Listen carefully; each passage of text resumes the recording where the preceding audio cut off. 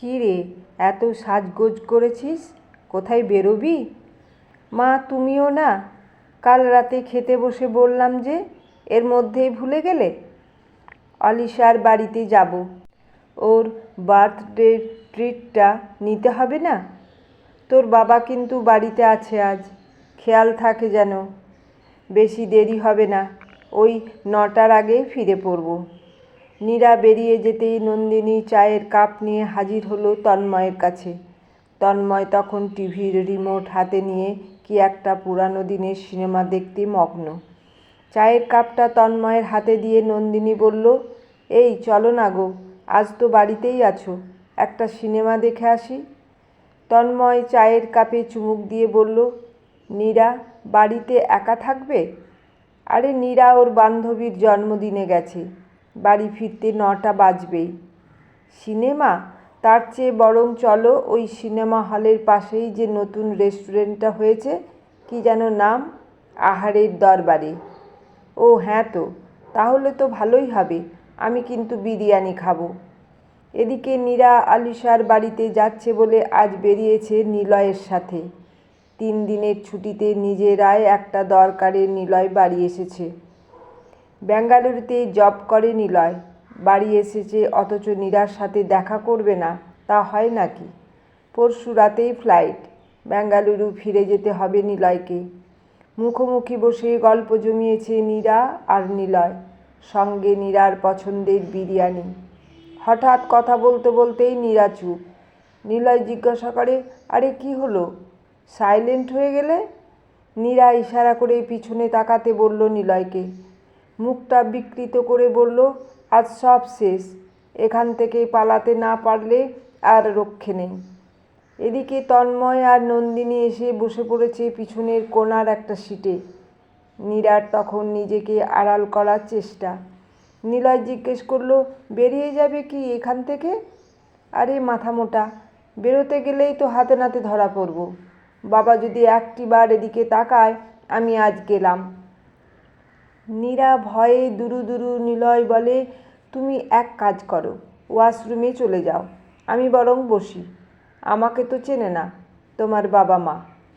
কতক্ষণ আমি ওয়াশরুমে থাকবো? যা বলছি সেটাই করো, ওটাই ভালো হবে।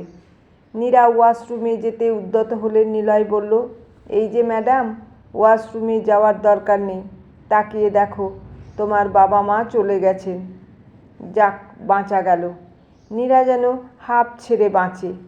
যেখানে বাঘের ভয় সেখানেই সন্ধ্যা হয়। কথাটা বলে নীরা আবার বসে। তারপর নিলয়ের দিকে তাকিয়ে বলে, আমার বুকটা এখনও ঢিপ ঢিপ করছে। বুঝতে পারছো, ধরা পড়লে আজ কি যে হতো। নীরার অবস্থা দেখে নিলয় তো হাসছে। হাসতে হাসতে জিজ্ঞেস করলো, বাবাকে বেশি ভয় পাও তাই না? ভয় তো একটা থাকবেই, আমাদের প্রেমের ব্যাপারটা মা বাবা জানে নাকি? তুমিও এমন কথা বলো না। কিন্তু একটা জিনিস বুঝলাম না, তোমার বাবা মা রেস্টুরেন্টে এসে ঢুকলেন অথচ কোনো অর্ডার না করেই বেরিয়ে গেলেন। নীরা বলল, তুমি আমার মাকে চেনো না, খাওয়া দাওয়ার ব্যাপারে একটু খুঁতখুঁতে, পছন্দ না হলে খাবেই না। ভালোই হয়েছে এখান থেকে চলে গিয়ে, সে যা পারে হোক। নীরা, আমরা বরং বিরিয়ানিটা শান্তি করে খাই। লুকিয়ে প্রেম করার মজাটাই আলাদা। প্রেমের ক্ষেত্রে এই রকম দুরু দুরু ভয় প্রেমটাকে অন্য একটা মাত্রা দেয়। সে যাই হোক, খাওয়া দাওয়া সেরে রেস্টুরেন্টে বিল মেটাতে গিয়ে নিলয় জিজ্ঞেস করলো, আচ্ছা দাদা, কিছুক্ষণ আগে যে ভদ্রলোক ভদ্রমহিলা এলেন, ওনারা কিছু অর্ডার না করেই বেরিয়ে গেলেন কেন? কাউন্টারের ওই ভদ্রলোক বললেন, ওনারা কাবাব অর্ডার করেছিলেন। বললাম হবে, তা একটু দেরি হবে। ভদ্রলোক বললেন, হাতে অত সময় নেই, বলেই তো বেরিয়ে গেলেন। কেন, আপনার পরিচিত কেউ নাকি? নীরা আমতা আমতা করে বলে, পরিচিত মানে ওই আর কি, একই পাড়াতে থাকি তো। নিলয় হাসে, মজা করে বলে, উনি আমাদের পাড়ার রোমান্টিক কাকু কাকিমা। নীরা স্বস্তির নিঃশ্বাস ফেলে বলে, যাক, আমাকে দেখতে পাইনি, বাঁচলাম বাবা। 9টার আগেই নীরা বাড়ি ফেরে। বাড়িতে ঢুকে নীরা দেখে মনের সুখে বিরিয়ানি খাচ্ছে তন্ময় আর নন্দিনী। নীরা একটু রাগের ভঙ্গিতে বলে, তোমরা বিরিয়ানি খাচ্ছ? বাহ, বেশ তো। তোমরা আমার নিমন্ত্রণ বাড়ি আছে জেনে তোমরাও বেশ চুপিস সারে খাচ্ছ বলো। নন্দিনী বলল, শুনেছ মেয়ের কথা? এই তো, তুইও তো আলিশার বাড়িতে খেয়ে এলি। কেমন খাওয়া দাওয়া হলো তোর? ভালোই, বেশ ভালো। কত কী রান্না করেছিল কাকিমা। অলিশা তো বলছিল আজ থেকে যা, কাকিমাকে ফোন করে বলে দিচ্ছি। তন্ময় তখন মনের সুখে বিরিয়ানি খাচ্ছে। বিরিয়ানি খেতে খেতে বলে উঠল, নন্দিনী, বিরিয়ানিটা কিন্তু দারুণ বানিয়েছে। নীরা একটু খেয়ে দেখবি নাকি? নীরা রাগ দেখিয়ে বলল, থাক, আর আমার মন ভোলাতে হবে না। যদি জানতাম তোমরা বিরিয়ানি নিয়ে এসে এভাবে আমাকে দেখিয়ে দেখিয়ে খাবে, আমি সত্যিই আজ ফিরতাম না। অলিশার কথাটা শুনে থেকে গেলেই ভালো হতো। নন্দিনী হেসে বলে, ও তাই বুঝি, তুই ওখানে থেকে যেতিস? তা নয় তো কি। ও আচ্ছা আচ্ছা, আজকাল আহারে দরবারে রেস্টুরেন্টে খাওয়া দাওয়া করলে থাকতেও দিচ্ছে? নীরা তো শুনেই মানে? তন্ময় এবার নন্দিনীর মুখের দিকে তাকায়, মুচকি হেসে নীরাকে জিজ্ঞেস করে, তা ছেলেটি কে? বেশ স্মার্ট কিন্তু। নীরা যে কী বলবে ভেবে পাচ্ছে না। ছে, ছেলে মানে? কোন ছেলেটা? নন্দিনী বলে, থাক, আর নাটক করতে হবে না।